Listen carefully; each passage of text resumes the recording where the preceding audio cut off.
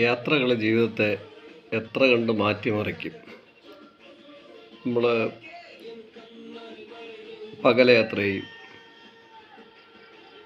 കൂട്ടുകാരോട്ട് യാത്ര ചെയ്യും, കുടുംബമായിട്ട് യാത്ര ചെയ്യും. ഇതൊന്നുമല്ലാതെ ഒറ്റയ്ക്ക് യാത്ര ചെയ്യും. യാത്രകൾ ജീവിതത്തെ വല്ലാതെ മാറ്റിമറിക്കാറുണ്ട്. അത് എപ്പോഴും നമ്മൾ അത്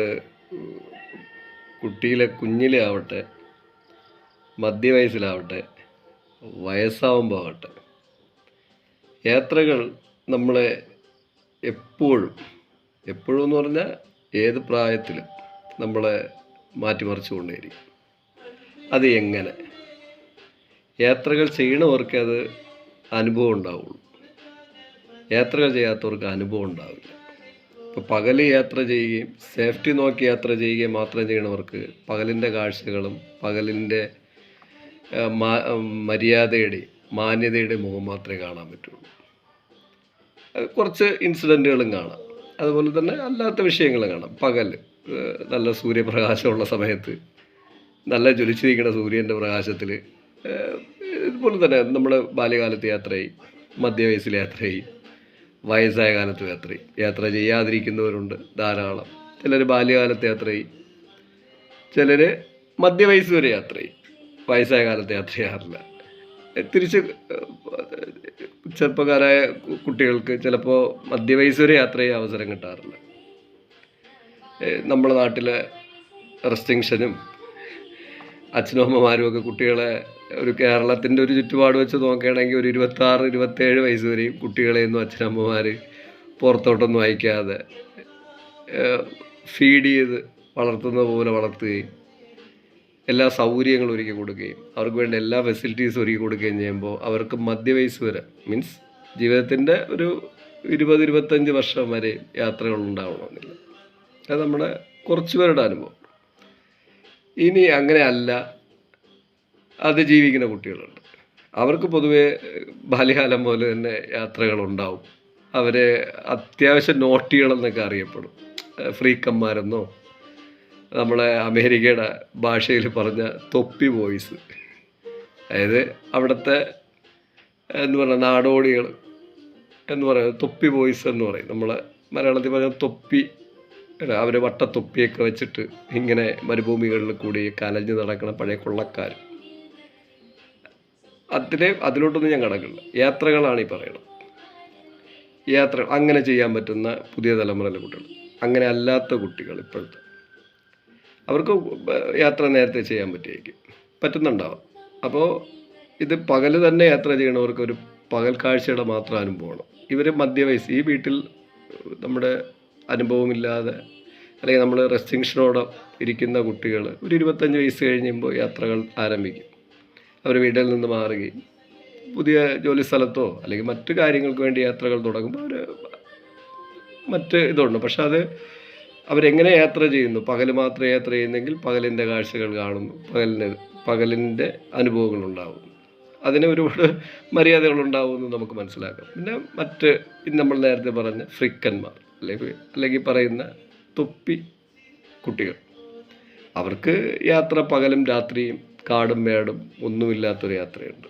അവർക്ക് വേറൊരു അനുഭവം തന്നെയായിരിക്കും ജീവിതം. അതിൽ അതിലും പോസിറ്റീവ് ഉണ്ടാവും, നെഗറ്റീവ് ഉണ്ടാവും. പക്ഷെ അവർക്ക് ഡേ എന്നോ നൈറ്റ് ഒന്നും ഉണ്ടാവില്ല.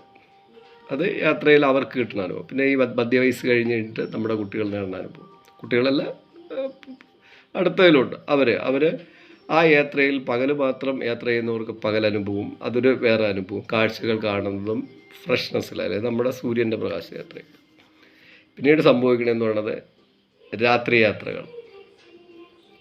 യാത്രകൾ അവർ നേടിയെടുക്കുമ്പോൾ അതിൽ കൂടി കിട്ടുന്ന അനുഭവം പിന്നീട് താമസിച്ച് കിട്ടുന്നതാണ്. ഇവിടെ പറഞ്ഞു വേണ്ടത് യാത്രകളാണ്. യാത്രകൾ നമ്മുടെ ജീവിതത്തെ മാറ്റും. റെഗുലറായിട്ട് യാത്ര, അത് ഏത് പ്രായമെന്നോ ഏത് കാലമെന്നോ ഇല്ല. ഈ യാത്രകൾ ചെയ്യുമ്പോൾ ഉണ്ടാവുന്ന അനുഭവം അൺബിലീവബിളാണ്. അത് എനിക്ക് നിങ്ങളുടെ അടുത്ത് പറഞ്ഞറിയിക്കാൻ പറ്റില്ല. നിങ്ങൾ ചെയ്താൽ തന്നെ മനസ്സിലാവും യാത്രകൾ ചെയ്യുമ്പോൾ കിട്ടുന്ന അനുഭവം. അപ്പോൾ ഞാൻ എൻ്റെ ബാല്യകാലം മൊത്തം യാത്ര ചെയ്യണം. എൻ്റെ ബാല്യകാലം പോലെ പറയുമ്പോൾ നിങ്ങൾക്ക് എന്നെ വേണമെങ്കിൽ നേരത്തെ പറഞ്ഞില്ലേ തൊപ്പി ബോയ്സ് അതിൽപ്പെടുത്താം. ഞാൻ അങ്ങനെ യാത്ര ചെയ്ത ഒരാളാണ്. യാത്ര ചെയ്തുകൊണ്ടിരിക്കുന്ന ആളാണ് ഞാൻ. അങ്ങനെ തന്നെയാണ്. അതുകൊണ്ട് തന്നെ മറ്റ് ആരുടെയും സമൂഹം വയ്ക്കുന്ന റെസ്ട്രിക്ഷനിൽ എനിക്ക് നിൽക്കാൻ പറ്റിയിട്ടില്ല. ഞാൻ നിൽക്കാറുമില്ല, ഇപ്പോഴും നിൽക്കാറില്ല, ഇല്ല ഇനിയും നിൽക്കാറില്ല. കാരണം എൻ്റെ ബാല്യകാലം മുതൽ ഞാനൊരു ഓപ്പൺ യാത്രയുടെ ആളാണ്.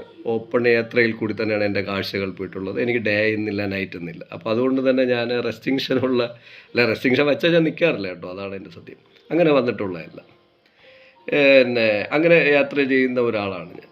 അപ്പോൾ നിങ്ങൾക്കും നിങ്ങളുടേതായ ജീവിതാനുഭവം വെച്ച് പല അനുഭവങ്ങളുണ്ടാകും. പക്ഷെ ഞാനിപ്പോൾ ഇതെന്തിനു പറയുന്നു, ഇത് എന്തിനു പറയുന്നു എന്ന് ചോദിച്ചു കഴിഞ്ഞാൽ, ഇപ്പോൾ ഏകദേശം ഇന്നത്തെ ദിവസം, ഇന്ന് തിങ്കളാഴ്ചയാണ്. തിങ്കളാഴ്ച ഏർലി മോർണിംഗ് 1:30 മണിക്കാണ് ഞാൻ ഇപ്പോൾ നിങ്ങളോട് സംസാരിക്കണത്. ഏർലി മോർണിംഗ് 1:30 മണിക്കെന്ന് പറഞ്ഞാൽ രാത്രി 1:30 അല്ലാതെ ഉച്ചയ്ക്ക് 1:30 അല്ല, 1:30 AM രാവിലെ.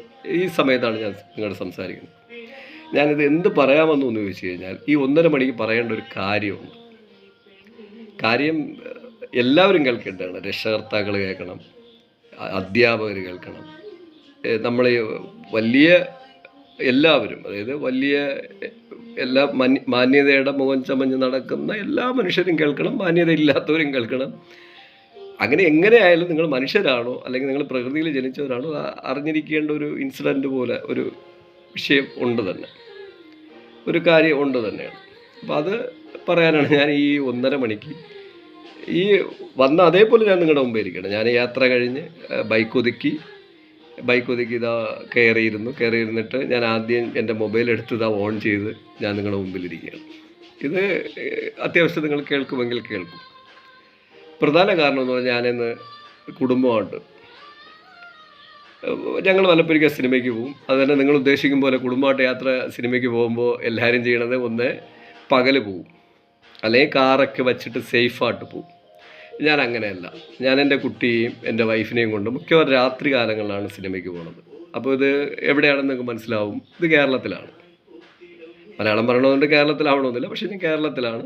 കേരളത്തിൽ ഞാൻ എൻ്റെ വൈഫിനെയും കുട്ടിയെയും കൊണ്ട്, എൻ്റെ മോന് വളരെ കൈക്കുഞ്ഞായിരിക്കുമ്പോൾ മുതൽ തന്നെ ഞാൻ സിനിമയ്ക്ക്. ഇപ്പോൾ എൻ്റെ മകന് 13 വയസ്സാണ്. ഞാനും എൻ്റെ വൈഫും കുഞ്ഞുമായിട്ട് രാത്രി കാലങ്ങളിലെ സിനിമയ്ക്ക് പോവുള്ളൂ, പകൽ പോവില്ല. കാരണം അതിൽ എന്ത് പറയുന്നത്, ഞാൻ അങ്ങനെയായിരുന്നു. അതുകൊണ്ട് തന്നെ അവരെ ഞാനങ്ങനെ കൊണ്ടുപോകണം. പകലും രാത്രിയൊക്കെ യാത്ര ചെയ്യണം. കാരണം നാളെ ഒരു കുറച്ച് കാലം കഴിയുമ്പോൾ ഞാനങ്ങ് മരിച്ചു പോകും.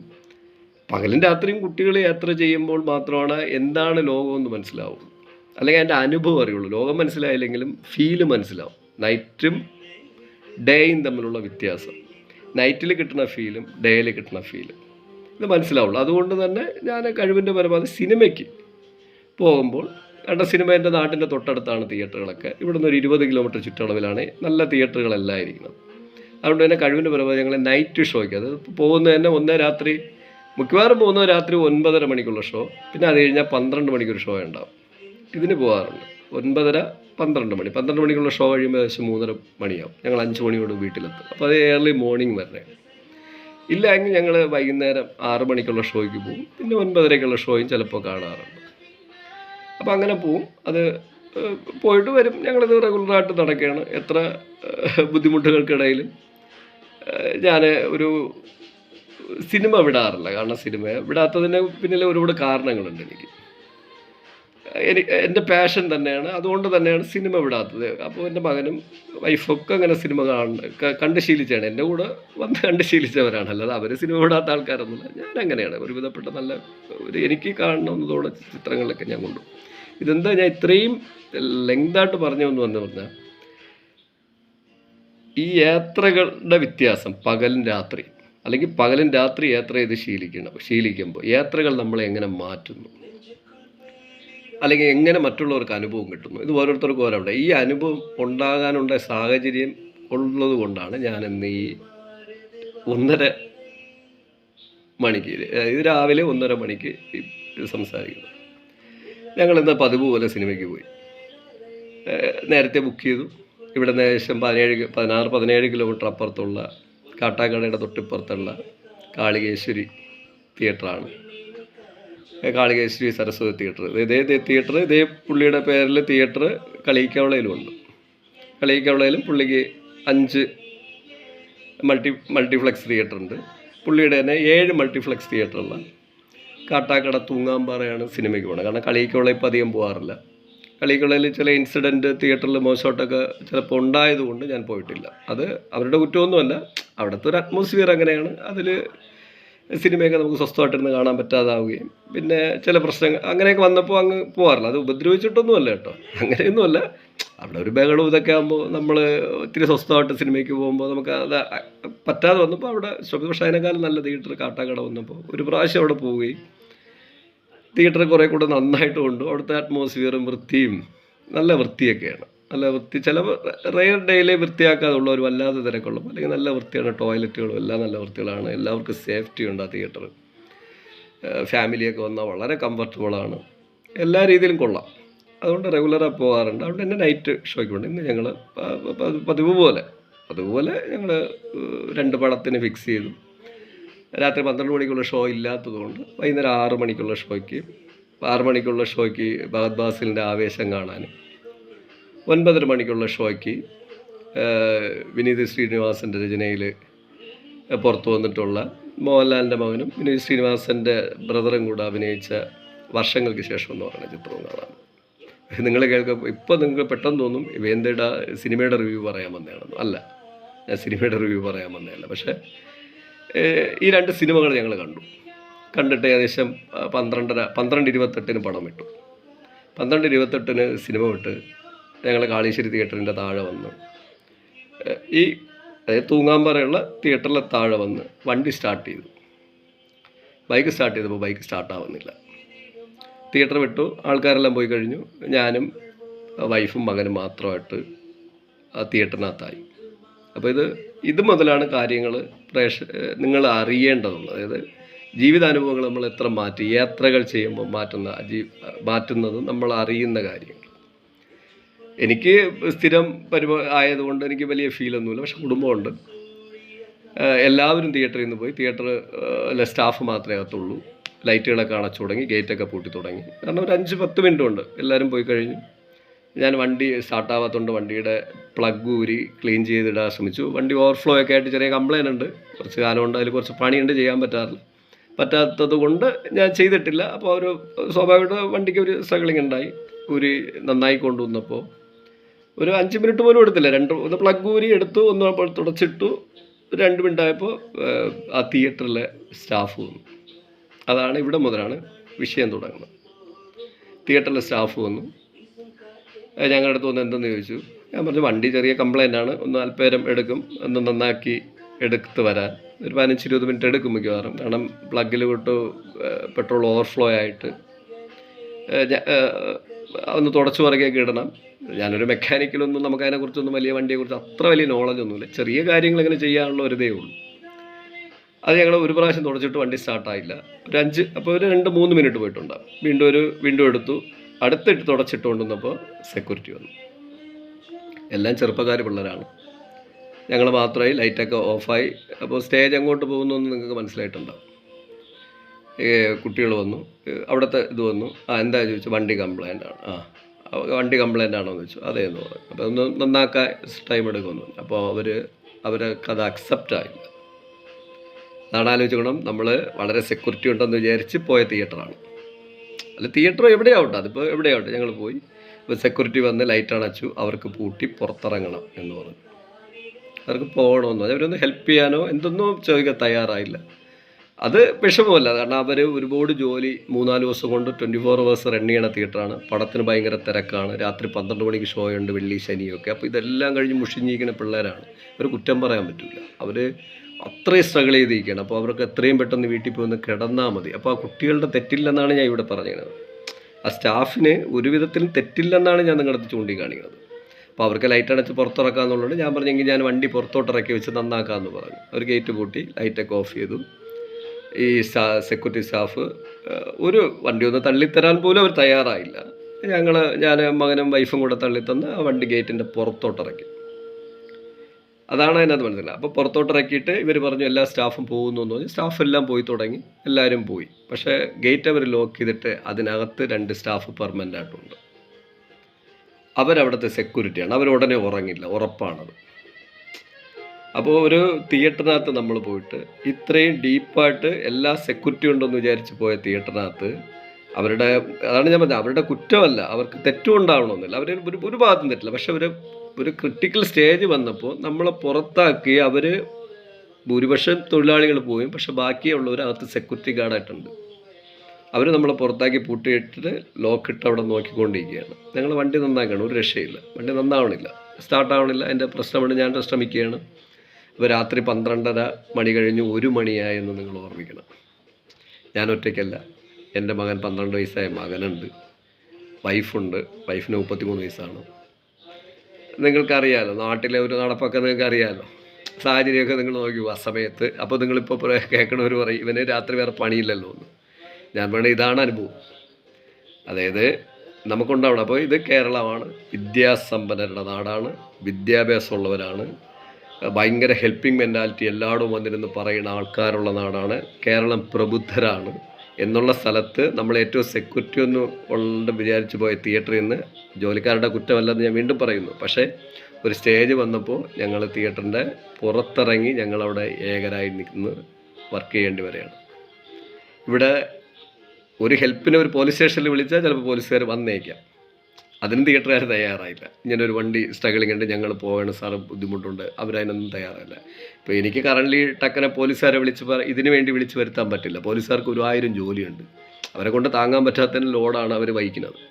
അപ്പോൾ നമുക്ക് അതിനുവേണ്ടി പോലീസുകാരെ ഒന്നും വിളിച്ച് വരുത്താൻ പറ്റില്ല. അതൊരു ക്രിട്ടിക്കൽ വന്നാലാണ്ട് വിളിച്ചിട്ട്, അപ്പോൾ അവർ നമ്മളെ പൂട്ടി പുറത്തു നിന്ന് ഞാൻ വണ്ടി സ്റ്റാർട്ട് ചെയ്തതുകൊണ്ട് ഈ സെക്യൂരിറ്റി ഗേറ്റൊക്കെ അടച്ച് നോക്കിക്കൊണ്ടിരിക്കുകയാണ്. സെക്യൂരിറ്റി എന്ന് പറഞ്ഞാൽ ചെറുപ്പക്കാർ പിള്ളേരാണ്, അതും എന്ന് പറഞ്ഞാൽ ഒരു 30-35 വയസ്സിന് താഴെയുള്ള പിള്ളേരാണ്, അവരൊക്കെ ചെറുപ്പക്കാരാണല്ലോ, ഒന്നും വയസ്സായവരല്ലോ. അപ്പോൾ ഇങ്ങനെ ഞാൻ വണ്ടി നന്നാക്കുകയാണ്. ഒരു 10-20 മിനിറ്റ് ട്രൈ ചെയ്തു, 15 മിനിറ്റ് 20 മിനിറ്റ് ട്രൈ ചെയ്ത് സ്റ്റാർട്ടാവണില്ല.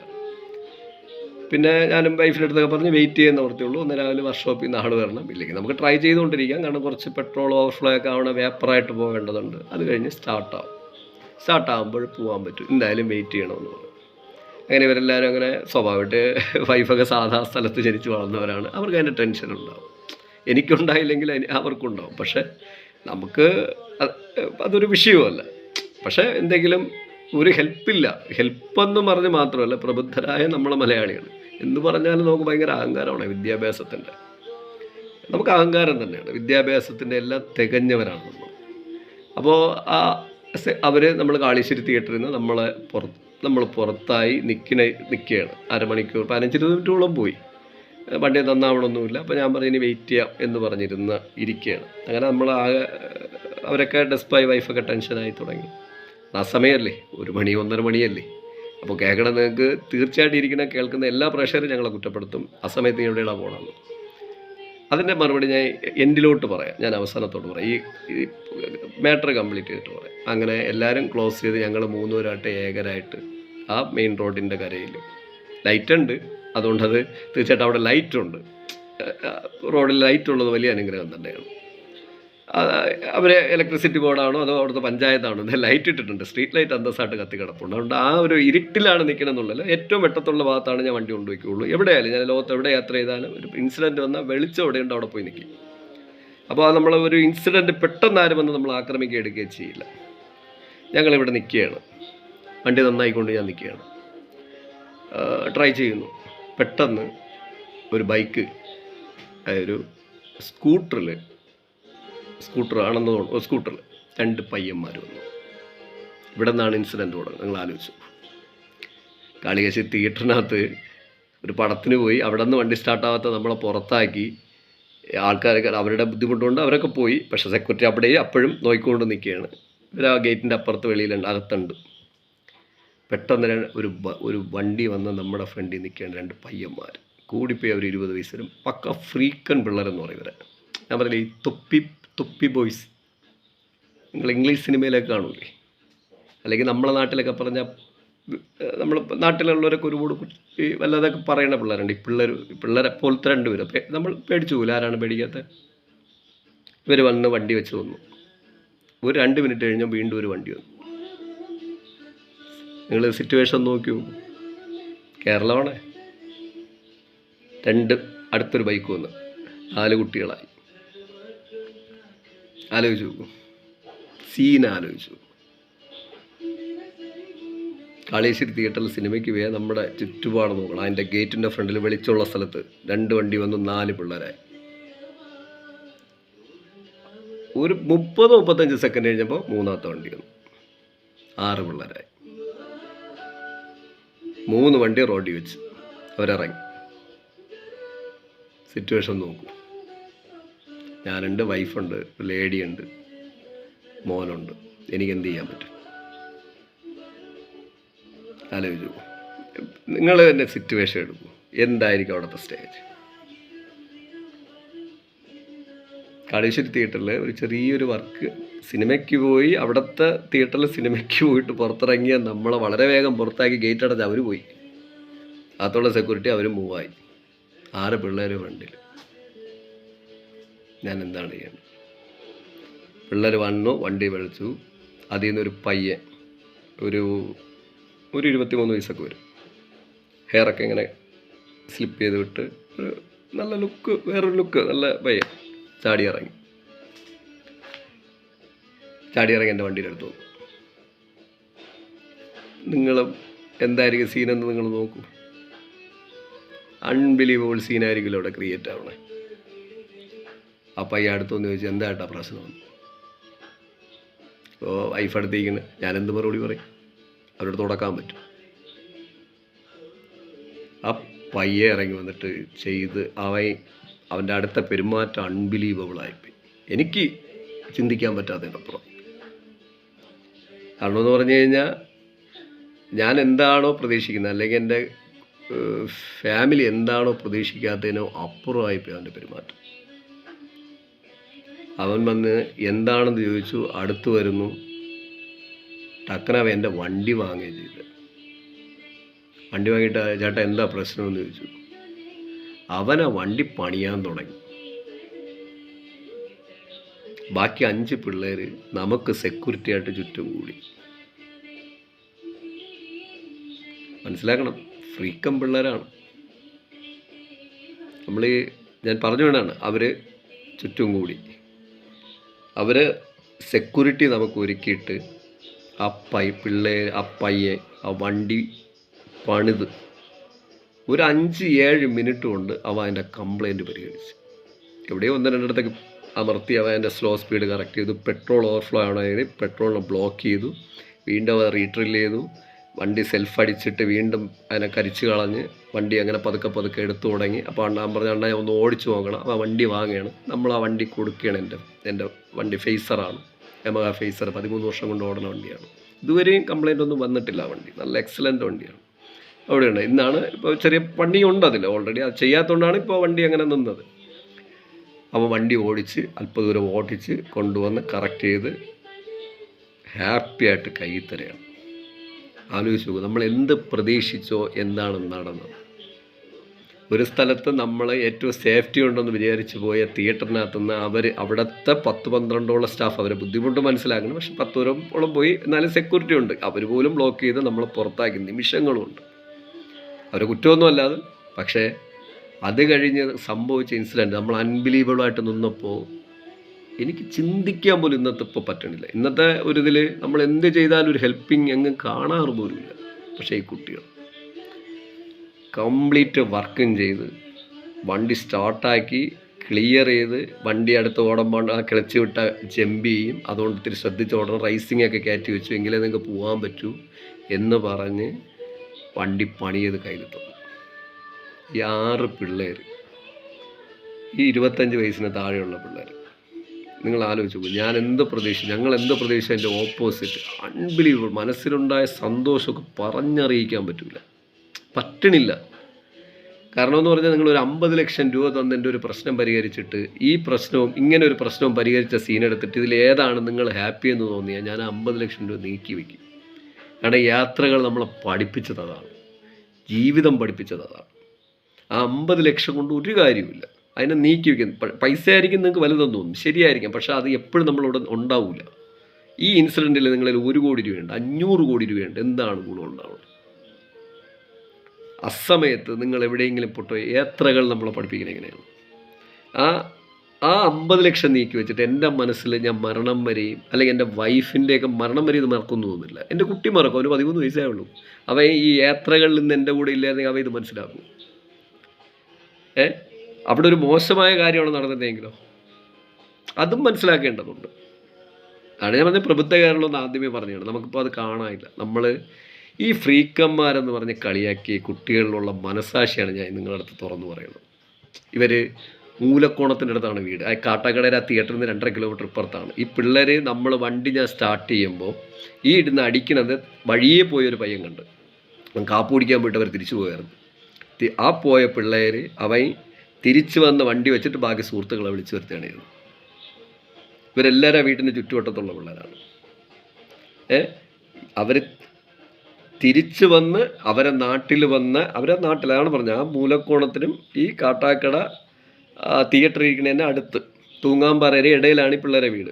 ഈ പിള്ളേർ വന്ന് ഞങ്ങളുടെ നാട്ടിൽ വന്ന ചേട്ടയില്ലേ, ഞങ്ങളുടെ നാട്ടിൽ കൂടെ പറഞ്ഞില്ലേ, ചേട്ടൻ വഴി കിടക്കാൻ പാടില്ല, അല്ലെങ്കിൽ നിങ്ങൾ വഴി കിടക്കാൻ പാടില്ല ആ സമയത്തെന്ന് പറഞ്ഞിട്ട് ഈ 5 കുട്ടികൾ തന്നിട്ടുള്ള ആ ഒരു പറയാൻ പറ്റില്ല കേട്ടോ.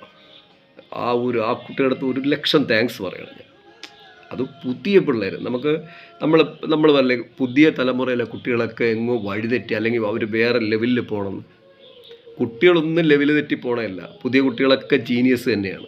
അവരെ ലെവൽ തെറ്റിക്കുന്നത് നമ്മളാണ്. ഒന്നേ സ്കൂളിൽ പഠിപ്പിക്കണവർ, അല്ലെങ്കിൽ നമ്മുടെ വീട്ടുകാർ, മണിയുടെ പവർ, ഇതൊക്കെയാണ് ഏറ്റവും വലുതെന്ന് പറഞ്ഞ് പഠിപ്പിച്ചിട്ട് എന്തെങ്കിലും ചെയ്യുന്ന കുട്ടികളെ മോശക്കാരാക്കി മുദ്ര കുത്തുന്ന നാട്ടുകാർ. ഇതുപോലെ ഒരു ഇൻസിഡൻറ്റ് നിങ്ങൾക്ക് എല്ലാവർക്കും വരാം. അതാണ് ഞാനിപ്പോൾ നിങ്ങളുടെ ഈ ബ്ലോഗിൽ പറയുന്നത്. ഈ ഇൻസിഡൻറ്റ് നാളെ നിങ്ങൾക്ക് എല്ലാവർക്കും വരാം. നിങ്ങൾ എല്ലാവരെയും മോശമെന്ന് പറഞ്ഞ് നമ്മളെ വീട്ടിൽ അടച്ച് സേഫായിട്ടിരിക്കുമ്പോൾ നിങ്ങളെ സഹായിക്കാൻ ഇതുപോലെ ഏതെങ്കിലും ഫ്രീക്കന്മാരേ വരുള്ളൂ. നമ്മളെ നാട്ടിൽ മര്യാദ ചമഞ്ഞ് നമ്മളൊക്കെ എക്സിക്യൂട്ടീവായിട്ട് വീട്ടിൽ ഇരിക്കുമ്പോൾ, അല്ലെ വലിയ വിദ്യാഭ്യാസമുള്ള വീട്ടിൻ്റെ വെളിയിറങ്ങാറില്ല. ഭയങ്കര വിലയാണ് സമൂഹത്തിൽ അവനൊക്കെ. വിദ്യാഭ്യാസത്തിൻ്റെ മുകളിൽ സാലറി ഭയങ്കരം, സെറ്റപ്പ് ലൈഫ്, മെഴ്സഡസ് ബെൻസി പോണ്, അല്ലെങ്കിൽ മറ്റെന്തൊക്കെയോ സെറ്റപ്പ്, രാഷ്ട്രീയക്കാർ, മറ്റെല്ലാം മതമേലാളന്മാർ, ഇനി പറയാനിക്കൊന്നുമില്ല. പക്ഷെ ഇവരെ കളിയാക്കി ഈ പിള്ളേരെ. ആ സമയത്ത് എത്രയാണ് അമ്മ തൊട്ടിയാണ്. ഞാൻ പറഞ്ഞു, ഞാനീ പറഞ്ഞു പറഞ്ഞതാണ്, പുതിയ തലമുറയിലെ കുട്ടികൾ മോശമല്ലെന്നാണ് ഞാൻ ഇവിടെ പറഞ്ഞിട്ടുള്ളത്.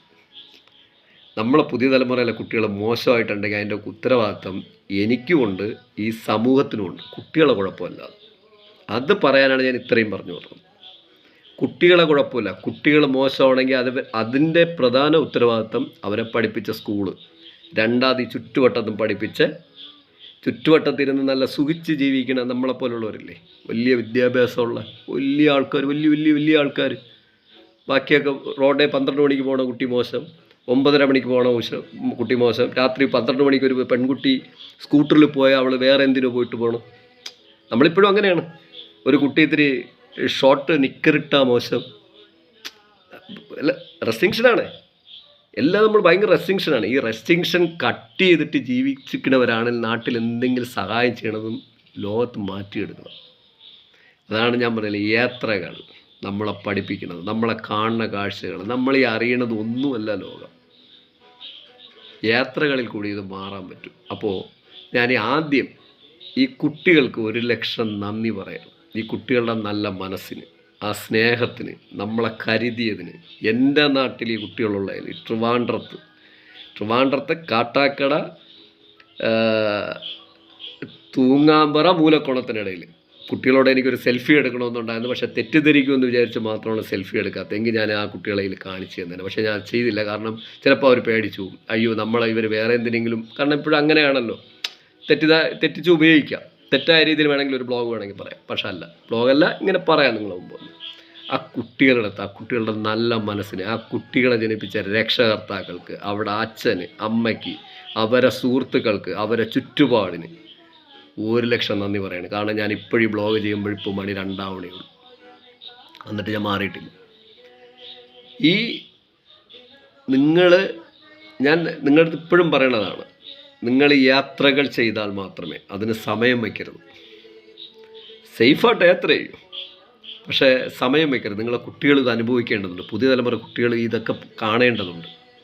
നിങ്ങളെ കുട്ടികളെയും കൊണ്ട് നിങ്ങൾ പുറത്തിറങ്ങണം. ഞാനതാണ് പറഞ്ഞത്, പുറത്തിറങ്ങണം. പുറത്ത് നല്ല കാഴ്ചയും കാണാം, ചീത്തയും കാണാം. പകൽ മാത്രമല്ല പുറത്തിറങ്ങണം. രാത്രി ഉറങ്ങണം. രാത്രി നല്ല കാഴ്ചകളുണ്ട്.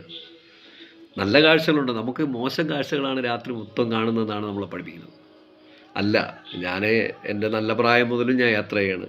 എനിക്ക് രാത്രി മോശം അനുഭവം ഉണ്ടായത് വളരെ റെയർ ബൈ റെയർ സ്ഥലത്ത് മാത്രമാണ്. പക്ഷെ ആ അനുഭവങ്ങളാണ് എന്നെ എല്ലാത്തിൽ നിന്നും ബ്രേക്ക് ചെയ്തിട്ട് ഈ എൻ്റെ മകനെയും എൻ്റെ വൈഫിനെയും കൊണ്ട് ഏത് അസമയത്ത് സിനിമയ്ക്ക് പോവുക. ഈ നമ്മളെ നാട്ടിൽ ആലോചിച്ച് നോക്കണം. ഞാൻ 14 വർഷം കൊണ്ട് കുട്ടി കൈക്കുഞ്ഞായിരുന്ന പോലെ ഞങ്ങൾ ആ സമയത്ത് യാത്ര ചെയ്ത് സിനിമയ്ക്ക് പോകും വരും. അതിൻ്റെ പേരിൽ എന്ത് ഇൻസിഡൻറ്റ് ഉണ്ടെങ്കിലും അത് ഫേസ് ചെയ്യാൻ ഞാൻ തയ്യാറാണ്. എനിക്ക് പേടിയുമില്ല അങ്ങനെ. പക്ഷെ നമ്മളെ പുതിയ തലമുറയിലെ ഈ കുട്ടികൾ മോശക്കാരല്ലെന്ന് പറയാനാണ് ഞാൻ വന്നത്. അവരിൽ ആരെങ്കിലും മോശക്കാരായിട്ടുണ്ടെങ്കിൽ അതിൻ്റെ എല്ലാ ഉത്തരവാദിത്വവും ഈ 40 50 വയസ്സിന് അല്ലെങ്കിൽ 60 70 വയസ്സിൽ 80 വയസ്സിൽ വീട്ടിൽ ഇരിക്കുന്ന നമുക്ക് തന്നെയാണ്. മനസ്സിലായോ? അല്ലെങ്കിൽ അവരെ പഠിപ്പിച്ച അധ്യാപകർക്ക് തന്നെയാണ്. അല്ലെങ്കിൽ അവർക്ക് സ്കൂളിൽ നിന്ന് കിട്ടിയ വൃത്തികെട്ട ട്രെയിനിങ്ങിൻ്റെ എഫക്റ്റ് തന്നെയാണ്. അല്ലെങ്കിൽ സമൂഹം തന്നെയാണ്. അപ്പോൾ വളരെ നന്മയുള്ള മനുഷ്യർ ഈ ലോകത്തുണ്ട്. യാത്രകൾ നമ്മളെ ഒരുപാട് പഠിപ്പിക്കും. അതാണ് ഞാൻ പറഞ്ഞ സിനിമയുടെ കാര്യം പറയാനല്ല വന്നത്. പക്ഷെ അതുപോലെ തന്നെ അതിൻ്റെ ഓപ്പോസിറ്റ് ഇൻസിഡൻറ്റ് നിങ്ങൾ കണ്ടല്ലോ. ഇതേ ചെറുപ്പക്കാരകത്തുണ്ട്. അകത്തുള്ള എക്സിക്യൂട്ടീവുകളായിട്ട് ജോലി ചെയ്യുന്ന പിള്ളേർ ഏറ്റിട്ടുണ്ട്. അതിൽ ഒരാൾക്ക് പോലും തോന്നിയില്ല ഞങ്ങളൊന്ന് 5 മിനിറ്റ് പോലും അകത്ത് പ്രൊട്ടക്റ്റ് ചെയ്യാനോ അല്ലെങ്കിൽ അതിലൊന്ന് സഹായിക്കാനോ ഒന്നും. കാരണം തിയേറ്ററിൽ ജോലി ചെയ്യുന്ന പിള്ളേർ പൊതുവെ വീട്ടിലെ അന്തരീക്ഷമായിട്ട് ബന്ധപ്പെട്ട് ജോലി ചെയ്യുന്ന പിള്ളേരായിരിക്കും. അതുകൊണ്ടായിരിക്കും അവരെ അങ്ങനെ തോന്നി. എന്തായാലും അത് അവരുടെ ഭാഗത്ത് കുറ്റമൊന്നും പറയാനില്ല. പക്ഷെ അവർക്ക് തോന്നിയില്ല. അവർക്ക് തോന്നാത്ത ഈ പിള്ളേർക്ക് തോന്നി. അവർ ആവേശ സിനിമ 4ാമത്തെ പ്രാവശ്യം കണ്ടിട്ട് വീട്ടിലോട്ട് പോണ വഴിയാണ് ഭക്ഷണം കഴിച്ചിട്ട്. അപ്പോൾ അവർക്ക് നാട്ടിൽ എന്താണ് പേര് ആൾക്കാർ കൊടുക്കണമെന്ന് എനിക്കറിയില്ല. പക്ഷേ ആ കുട്ടികളെ അവരുടെ യാത്രകൾ അവരെ മാറ്റുന്നു. അവരെ നല്ല മനസ്സുകൊണ്ടുകൊണ്ട് അവരെ എല്ലാവർക്കും അഭിനന്ദനം ഒരിക്കൽ കൂടി പറയണം. പക്ഷേ ഒരു സൈഡിൽ സഹായിക്കാൻ തയ്യാറല്ലാത്ത പുതുജനറേഷൻ ഉള്ളപ്പോഴും ഒരു സൈഡിൽ എന്തിനും തയ്യാറായി നിൽക്കുന്ന ഒരു ജനറേഷൻ കൂടെ ഉണ്ട്. പുതിയ ജനറേഷനുണ്ട്. ഇത് ഈ കാലത്ത് മാത്രം ഉള്ളതല്ല.